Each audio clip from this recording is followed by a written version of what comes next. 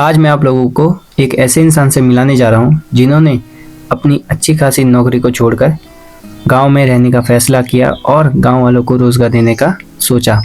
तो आइए अब इनसे हम लोग भी मुलाकात करते हैं और आप लोगों को भी मुलाकात कराते हैं। तो अब चलते हैं सीधा उनके पास। तो हेलो दोस्तों, आप सभी का स्वागत है हमारे एक नए ब्लॉग में।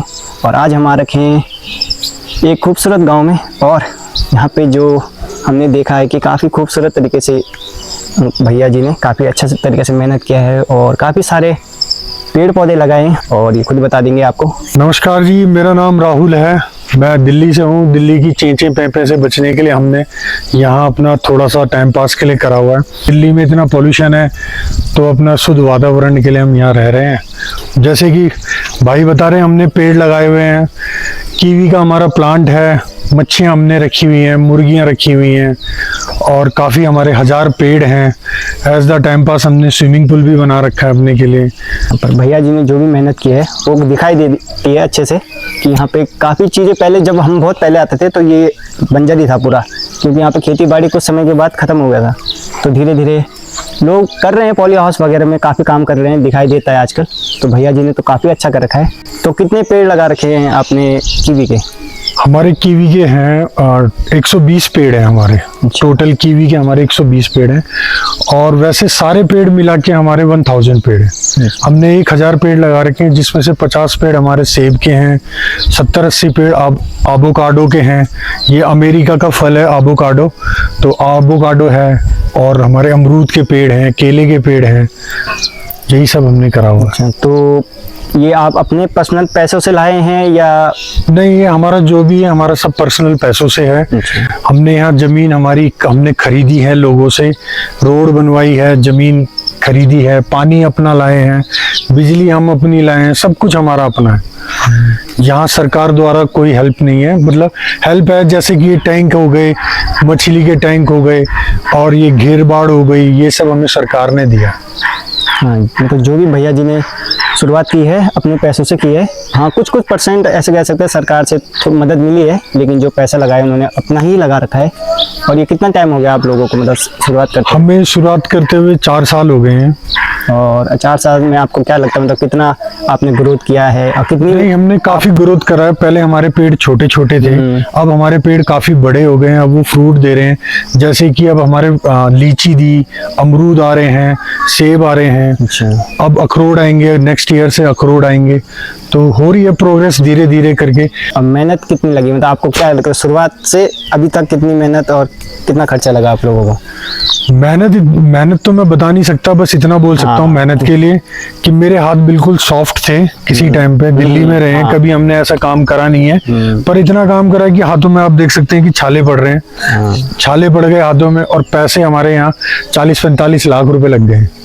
और कितना प्रॉफिट कमाया आपने इन 4 साल? अभी तक कोई प्रॉफिट नहीं कमाया हमने। थोड़ा बहुत भी प्रॉफिट नहीं कमाया हमने। अच्छा। सिर्फ एक बार हमारे टमाटर हुए थे तो हमने 150 के टमाटर बेचे थे। अच्छा। जिसमें से 3 किलो टमाटर थे वो जो हमने बेचे थे। अच्छा। पर हम रोजगार के लिए हमें कोई मिल नहीं रहा काम करने वाला जो हमारे साथ आके काम करे और हमारे खेतों को हरा भरा करे। क्योंकि हमारे पास बहुत सारे खेत हैं जिनमें काम करना मेरे अकेले के बस की नहीं है। मुझे एक हेल्प की जरूरत है। हाँ, क्योंकि भैया जी रहते हैं अकेले, परिवार भी रहता है उनका, लेकिन फिर भी एक होता है ना कि अगर साथ में और भी सहायक रहे तो काम करने में और आसानी होता है। गांव के लोग हैं लेकिन वो नहीं करना चाहते हैं इस जगह में, क्योंकि ऐसा होता है उन्हें रहता है कि शहर ही जाएंगे, हम शहर में 10,000 भी कमाए तो काफ़ी है उनके लिए। ऐसा होता है गाँव में जब तक राशन बंद नहीं होगी, मोदी सरकार फ्री की राशन देना बंद नहीं करेगा, तब तक गाँव का कभी उद्धार नहीं हो सकता। क्योंकि लोग काम करना ही नहीं चाहते। इसलिए नहीं काम करना चाहते क्योंकि उन्हें राशन फ्री में मिल जा रही है खाने के लिए। 2 गाय पाल दे रहे हैं, दूध बेच के वो अपना तेल वगैरह जो पैसों से मिलता है वो सब ले लेते हैं। तो वो काम क्यों करेंगे? तो काम उनको करना ही नहीं है। अब जैसे कि आप देख सकते हैं कि हमारा एक खेत है, इसमें इतनी बड़ी बड़ी झाड़ियां हो रखी थी। तो हमने 3 लेडीजें बुला के, किरद से 3 लेडीजें बुला के घास कटवाई 2 दिन में। तो उन्होंने हमसे 3000 रुपए लिए घास कटवाने के। तो अब हमारे गांव में एक भैया रहते हैं मनोज लाल, उनसे कहा कि हल लगा दो यहाँ पर आगे, उन पे टाइम ही नहीं है हल लगाने का। तभी तो धीरे धीरे पलायन क्यों हो रहा है, पलायन इसलिए हो रहा है, इसीलिए हो रहा है।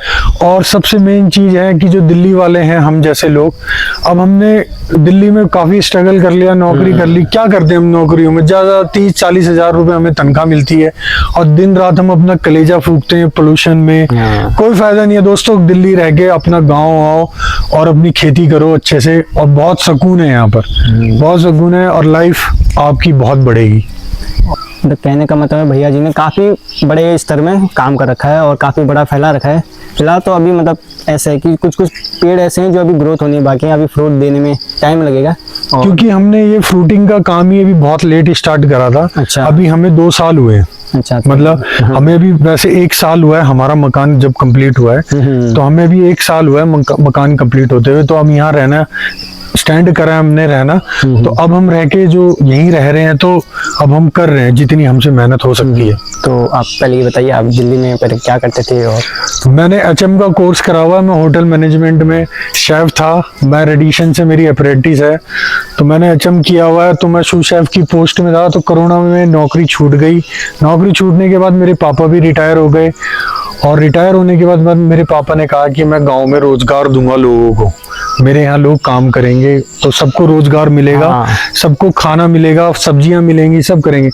मैंने नौकरी इसीलिए छोड़ी कि यार नौकरी करके क्या बेनिफिट है, वही 40-50 हजार रुपए तनख्वाह मिलती है, रोज सुबह उठो, रोज शाम को घर आओ थके थकाए, रोज पोल्यूशन में अपना कलेजा जलाओ, बच्चों का कलेजा जलाओ। इससे अच्छा हम शुद्ध वातावरण और शुद्ध हवा में जी रहे हैं, इससे बड़ी बात और कुछ नहीं है।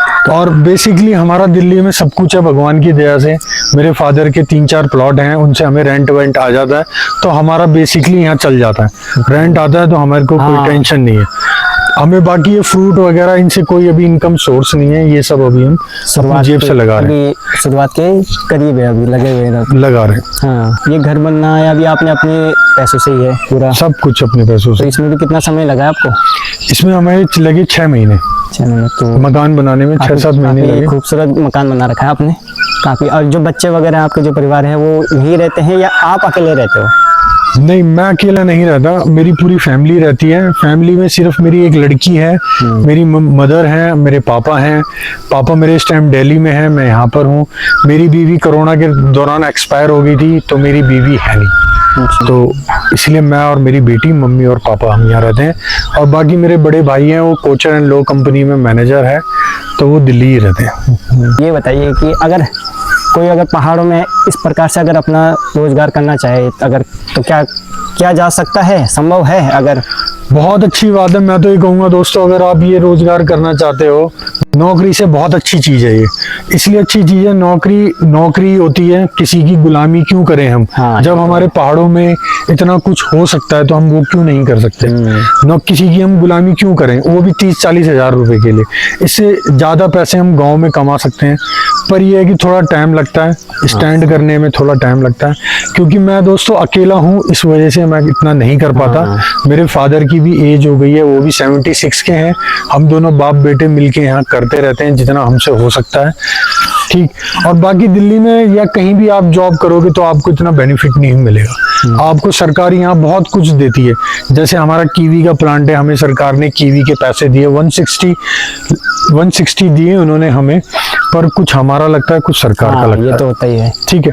और हमें मच्छी के ये टैंक दे रखे हैं सरकार ने, इसमें हमारी 1000 मच्छियां हैं, काफी बड़ी बड़ी हो गई हैं, इतनी बड़ी बड़ी हो गई हैं मच्छियां। और फल अगले साल से हमारे पास आने लगेंगे। ये सरकार ने हमें पॉली हाउस दिए हुए हैं, 25,000 के हैं, वैसे आप खरीदने जाओ तो 150 के हैं। और हमने दोस्तों मुर्गियां भी पाल रखी हैं, हमारी मुर्गियां भी हैं, 8-10 मुर्गियां हैं, जिनसे हमें रोज के 6 अंडे मिलते हैं। अच्छा। रोज के एक मुर्गी एक अंडा देती है, बाकी अभी छोटे हैं।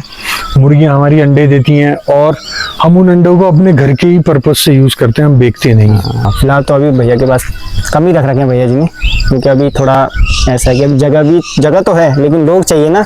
अगर आपको इतना बड़ा संभालना है तो लोग की भी आवश्यकता होती है। अब भैया जी अकेले रहते हैं प्लस तो इतना हो नहीं पाता है खेती बाड़ी में। मैं किसी इनकम सोर्स के लिए नहीं है यहाँ पर, तो हम सिर्फ यहाँ पर अपना टाइम पास के लिए कि अपना खाएं, अपना उगाएं, ऑर्गेनिक उगाएं और ऑर्गेनिक चीजें खाएं, शुद्ध बात। अब हम दिल्ली के फ्रूट्स खाते हैं, वो सब केमिकल के फ्रूट्स होते हैं, हमारे खुद के फ्रूट्स हैं, हम मार्केट से कुछ नहीं खरीदते, तेल साबुन चावल के अलावा हम कुछ नहीं खरीदते।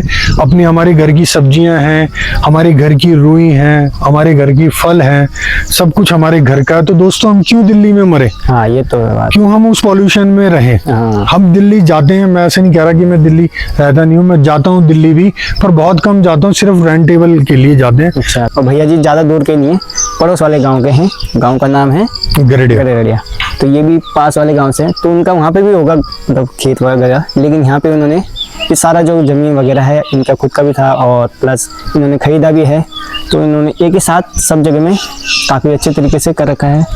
और बढ़िया लगता है भाई जब ऐसे ही पहाड़ों में इस प्रकार से अगर लोग कटने लग जाए धीरे धीरे, तो मेरे हिसाब से जो हमारा बिल्कुल पहाड़ धीरे धीरे डाउन की ओर जा रहा है, तो थोड़ा ग्रोथ हो सकता है समय। ये हमारी जन्मभूमि है, इसे प्लान मत होने दो। अगर आप दिल्ली में रेंट पे रह के 30-40 हजार रुपए कमा रहे हो, तो आप अपना क्या भविष्य दोगे और अपने बच्चों को क्या भविष्य दोगे? इससे बढ़िया अपने बच्चों को गांव लेके आओ और यहाँ खेती करो। यारों मेरे भी बहुत दोस्त हैं दिल्ली में जो यूपी साइड के हैं, बिजनौर साइड के हैं, वो सब अच्छी सैलरियों पे थे, मतलब 80 प्लस थे सब। तो वो सब आज की डेट में खेती कर रहे हैं कोरोना के बाद से। वो कहते हैं कि भाई हम किसी की क्यों नौकरी में 4 बातें सुने, लेट हो गए, सैलरी टाइम से नहीं मिल रही है, क्यों करें, अपनी खेती करेंगे और मस्त अपने बच्चों का भविष्य बनाएंगे। बस ये है कि अपना खेती करोगे तो किसी की चिकचिकबाजी नहीं हो सकती है, अपना है, जब मन करो, जितना मेहनत करोगे उतना फल मिलेगा। और बाकी जॉब वगैरह तो वही है 9 to 5 करो और सुनना भी पड़ेगा, बहुत कुछ होता है, तो इसलिए आजकल लोग इस प्रकार से कर भी रहे हैं। आपको खेती करने के लिए सरकार बहुत कुछ दे रही है, मोदी सरकार आपको बहुत कुछ देती है। नंबर 1 पे आपको घेड़ बाढ़ देती है सरकार, फिर आपको प्लांट के लगाने के लिए पेड़ भी देती है, बहुत कुछ देती है। आप करने वाले करो, मेहनत करना चाहते हो करो। दिल्ली में पोल्यूशन, प्लेन, अपने गांव को छोड़ के आप किसी प्लेन्स जगह में रह रहे हो पोल्यूशन में, तो वो आप अपनी लाइफ को कम कर रहे हो। दोस्तों यही रिक्वेस्ट है कि आओ, गांव आओ और प्लान होने से अपने गांव को बचाओ। क्या लगता है आपको कि मतलब आजकल के जो युवक हैं वो ज़्यादातर यही है कि पढ़ाई करो और एजुकेशन वगैरह कंप्लीट करके बाहर चले जाओ, बाहर देश या बाहर शहर? गांव वाले तो शहर ही चाहते हैं और जो शहर वाले रहते हैं वो बाहर देश जाते हैं, तो उनके लिए क्या कहना चाहते हैं, मतलब क्या होना चाहिए? अगर जो गांव में रहते हैं वो शहर जाते हैं, उनके लिए कुछ कहना चाहेंगे आप? मैं उनसे यही कहना चाहूँगा, ठीक है आप अगर आपकी अच्छी एजुकेशन है तो ठीक है, आप स्ट्रगल करके अच्छी जॉब कर रहे हो तो ठीक है, पर मैं उन भाइयों के लिए कहना चाहूँगा जिनका प्लेन्स में कोई अपना मकान नहीं, कोई प्रॉपर्टी नहीं, दिन रात तुम धक्के खा के सुबह ऑफिस जा रहे हो, धक्के खा के घर आ रहे हो उस सड़ी गर्मी में। आपको जैसे पता है अभी दिल्ली का टेम्परेचर 48 तक चला गया था। काफी चला गया। और हमारे गांव में आप देखो कि शाम को भी हमें कंबल ओढ़ के रहना पड़ता है, ना ही यहाँ कोई पंखे हैं, ना एसी है, कुछ नहीं है। तो यार अपना गांव आओ और इसे प्लान होने से बचाओ। अगर गांव वाले हो तो गांव में रहने का इतना प्रयास करो, गांव में ही रहो। एजुकेशन किया है तुमने, बढ़िया है, लेकिन इतना प्रयास करो कि अगर गांव में ही तुम्हारा रोजगार वगैरह होता है तो रोजगार करने का प्रयास करो। नहीं तो शहर जाके यही है, कमा तो लोगे, लेकिन आजकल वैसे भी महंगाई बढ़ रही है, प्लस कई चीज़ें हो जाती हैं जिसकी वजह से कुछ बचता भी नहीं है। लाखों रुपए क्यों ना हो, अगर एक बीमारी हो गया तो वो इंसान का जितना भी कमाया है वो सब खर्च हो जाता है। हाँ, गांव में तो ये है कि थोड़ा गाड़ी वगैरह की सुविधाएं कम हैं, लेकिन शुद्ध हवा है, खाने पीने का भी फ्री में मिलता है। मेहनत करोगे तो काफ़ी चीज़ें अपने पास ही मिल जाते हैं। तो आपसे बातें करके बहुत अच्छा लगा हमें, और अब मिलते हैं हम आपको किसी और नए वीडियो में। अगर आप लोगों को भी ऐसी इन्फॉर्मेशन अच्छी लगी हो और बढ़िया लगा हो तो आप लोगों को कुछ नहीं करना है, सब्सक्राइब करें, और मिलते हैं आपको हम किसी और नए ब्लॉग में। धन्यवाद।